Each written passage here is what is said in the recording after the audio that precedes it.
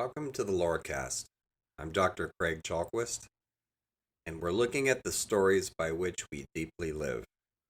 We're going to talk a bit about covert narcissism today, and it's just now starting to get into public attention. It's a form of narcissism that hasn't up until now been well identified, and yet potentially it is some of the most vicious and confusing and mind-destructing narcissism you'll come across. So I want to get into a little bit of what it looks like and how we're vulnerable to it, and also what we can do about it.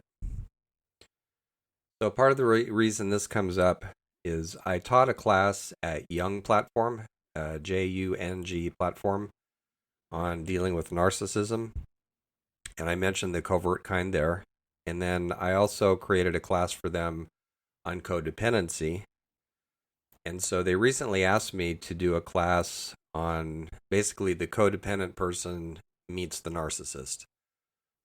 The person who feels responsible for other people's emotional states, often accompanied by a hair trigger sensitivity to those states. In other words, chronic rescuers and saviors tend to end up in the presence of narcissistic exploiters, whether in relationships or friendships or at work or in families. And what does that look like? And so I'm using that as an opportunity to get more into covert narcissism because it's an important topic.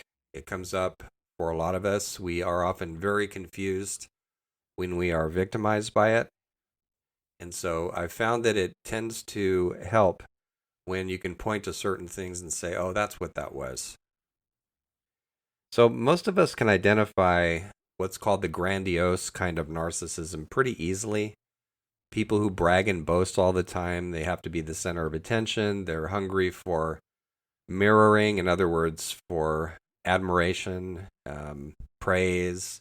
They tend to fish for compliments, big claims about themselves, whether implied or just stated straight up, right? I'm the best president since Lincoln and stuff like that. That part's not hard to identify usually, unless we have a blind spot. But the covert kind, that's a different story. Grandiose narcissism tends to show up more often in highly extroverted people. The covert kind tends to show up in introverted people. So in the class I'm going to be teaching, I'm putting it together now. I'm going to go into all this in detail. We're going to stretch it out through a few sessions. But I wanted to take a couple of things from the covert narcissism list and get into that for this podcast. So a really quick definition of covert narcissism, it's also called vulnerable narcissism. It's narcissism that's hidden. The person who has it may not identify themselves as narcissistic, but they're smart enough to keep their narcissistic behavior hidden. And so they can often be actually very quiet people. You would never know they were highly narcissistic. But there are certain things they do that show that they are every bit as self-centered, exploitative, and deceptive as a grandiose narcissist. They just hide it better. They're sneakier about it. So let's talk about that. All forms of narcissism are a kind of chronic self-centeredness, and as such, they are pathological, harmful, self-harming too. The person who has narcissism suffers from it too. But chronic self-centeredness might be a good definition of narcissism across the board. Characterological selfishness might be another way to describe it. And what I mean by characterological is it pervades a person's self. We all have selfish moments. We all have selfish times where it's suddenly me, and we were focused on ourselves. That's not narcissism. That's just being human. But the person who's always like that suffers from narcissism. Every encounter, every person in their life, every job they hold, everything they do is about aggrandizing them, about some agenda that they have for getting ahead of other people. And that's true of all forms of narcissism. The covert kind is indirect about it.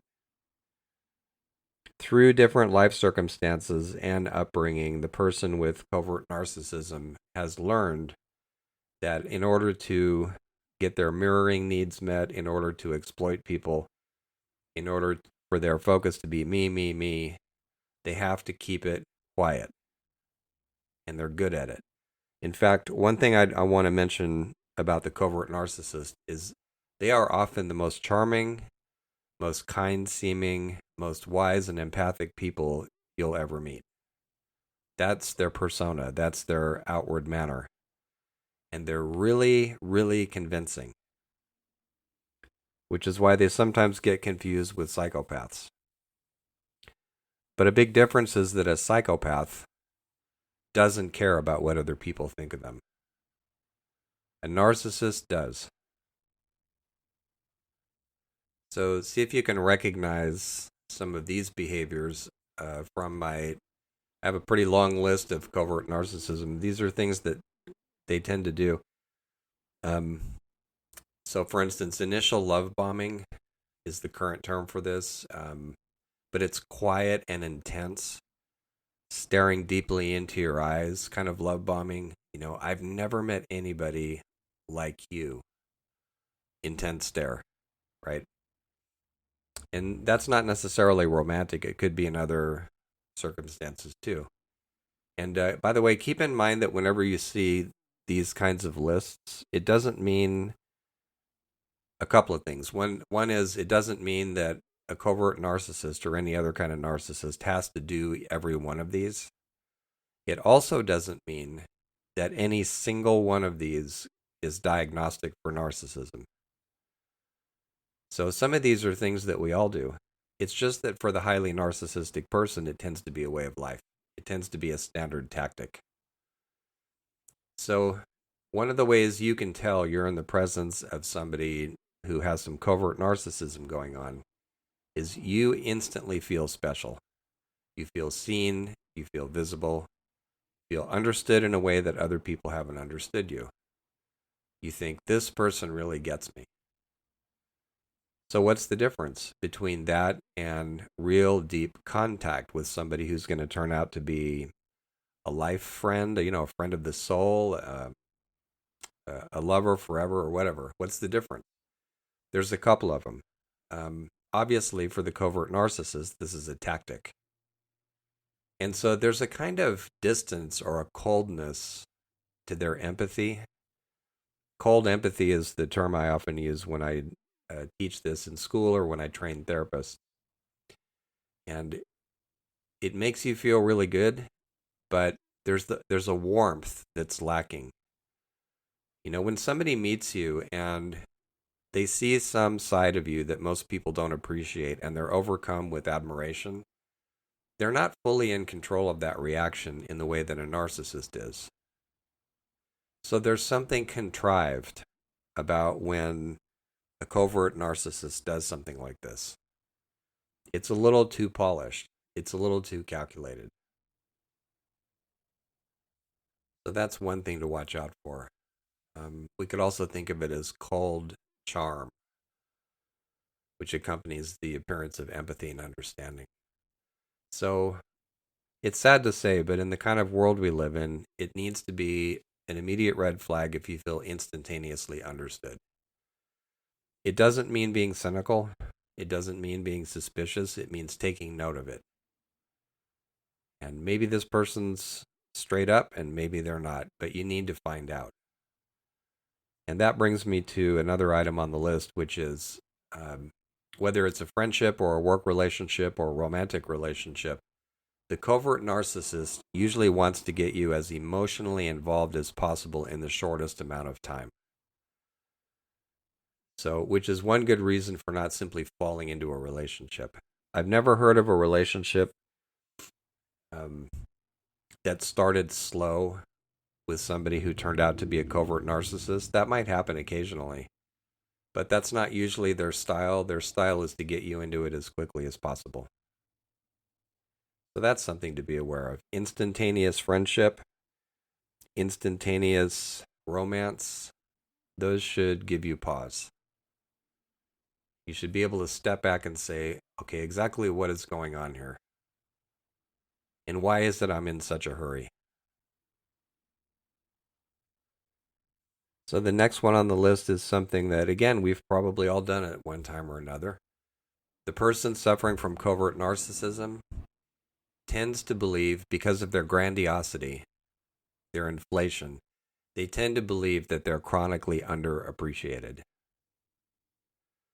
Now, there are people who are chronically underappreciated, but the difference is that they don't see themselves as chronic victims, which is in some ways a hallmark of covert narcissism.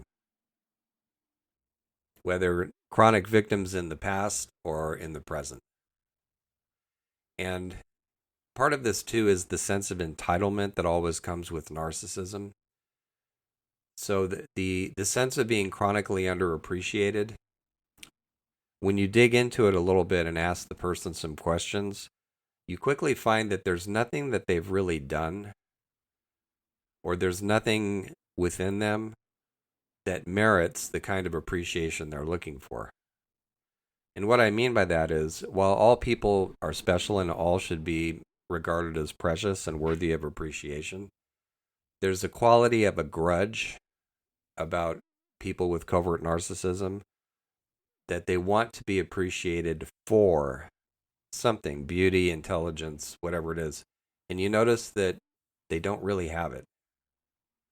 Not to the degree that they're outraged that they're not being appreciated. So it can be subtle, but it's there. That's something to look for also. Now, if you're in a friendship or a relationship long term with somebody like this, as in all relationships, sooner or later you're going to disagree about something or even get upset with each other. The difference with someone with covert narcissism is that they will immediately gaslight you when they're confronted. So you might bring something up and say, when you do this or when you do that, it makes me feel uncomfortable, or it makes me feel this or that. Is there a way you can not do that anymore? It's rubbing me the wrong way. I don't like it. And they immediately blame you for it.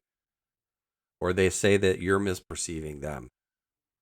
So this throwing things back on you is a classic narcissistic tactic.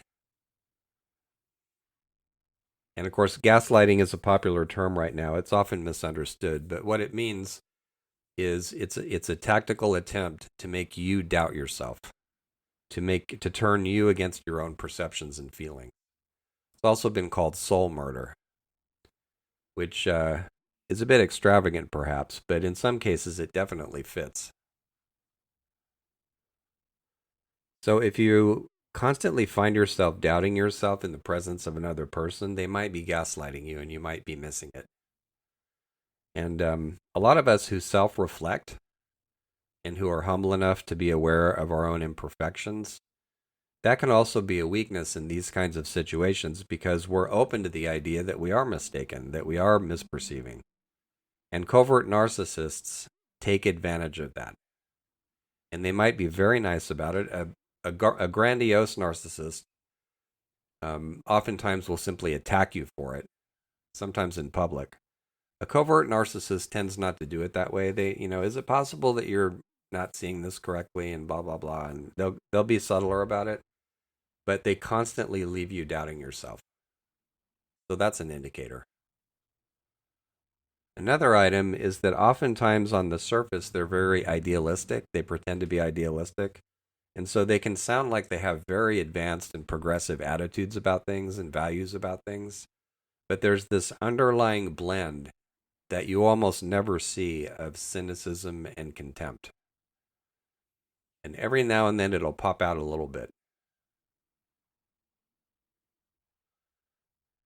Some years back, I was in a relationship with somebody who I decided to break up with her because she was doing a lot of these kinds of behaviors. And so she talked me out of the breakup. And then at one point, we embraced. And as we were pulling apart, out of the corner of my eye, I saw this triumphant smile on her face, like, got him. And it wasn't a nice smile. It was victorious. It was vindictive. it was contemptuous. So sometimes this will pop out a little bit, but it's always there. What can go with that is false innocence and humility. You might find yourself thinking, wow, this person's really modest and really humble, but it's an act. A lot of passive aggression. Um, Generally, their public image is very different from the private reality once you get to know them. They have a kind of double life, and they'll often compartmentalize parts of their life so that you actually know very little about what's going on in certain parts of their life. Sometimes they won't answer simple questions because they're in a mood to create mystery and to leave you hanging and to make you uncomfortable and to show you that they have the power. And so you might ask them some simple, innocent question, and then they give you a mysterious smile or they find some reason not to answer. So that's a pretty frequent tactic. There's others we could mention too. I go over this, we'll go over this in the class at Young Platform, but there's one I want to emphasize, which is that when your relationship, friendship, work, alliance, whatever it is, comes to a screeching halt because you can't put up with this person's tactics anymore. A difference between them, between somebody who's narcissistic and anybody else, is that when things end, we might feel hurt or angry or even betrayed, but eventually we get over it. The narcissistic person never gets over it. They have a fragile ego, and the way they shore it up is by destroying your reputation. And so the covert narcissist in particular is very good at this because they're so convincing. So they'll make the rounds, your colleagues, your friends, and they'll make it sound like they're the compassionate, caring person and they're just bewildered why it didn't work out. Or I had no idea that they were like this. And I don't want to say anything bad about them, but, and then they will, usually by implication. So they're very good at getting revenge on you by absolutely destroying your credibility. And it creates this huge damage control scenario that can last for months or even years. And it's fairly common to lose friends because of covert narcissists who are hitting back because they are so convincing and they do sound so enlightened when they get after you like that. And they're very good at this. You have to keep in mind they've spent their whole adult life and part of their childhood doing this to people. So they've had a lot of practice. So that probably is one of the most painful things about any kind of breakup with somebody who's covertly narcissistic is the way they come after you and ruin your reputation without seeming to. So what can you do about this? One thing is to try to recognize the signs that I've mentioned. Another is to look at whether there have been narcissists involved in your upbringing, and therapy can help with that. Therapy specifically with somebody who understands narcissism and the effects that it leaves behind in those of us who have to survive it. So that can be really helpful. Getting informed about narcissism and also not getting locked into an us versus them. And what I mean is recognizing that people who suffer from narcissism are extremely destructive and manipulative and convincing, but they're also victims too. And whenever they mistreat you or anybody else, they're digging their own grave psychologically. They're just making themselves worse. And unless it's treated, narcissism tends not to get better as time goes on, it gets worse. And so as the saying goes, it's not that older people turn bad, it's that bad people get old. And as they do, they decline a bit and they get more selfish, if that's a problem for them already. So vigilance, in a word, is always the thing. And one final note is that when, as we all do at some point, when you are victimized by somebody like this, to not beat yourself up too much. They are experts. They are like those wasps who know how to sting right in the vulnerable part of a caterpillar. They've stung you, and it's going to take a while to get over if you're suffering from the after effects of an encounter with somebody who's a covert narcissist. So be gentle with yourself and realize they fool even the experts, because they do. And then the whole inquiry of, what did I need to know about all this? What did I need to learn? Vigilance, little shadow work, as the Jungians would say, or what? But there's a lesson in this, and learning that lesson can help you from being victimized by covert narcissists in the future in whatever arena they're operating in. Thank you.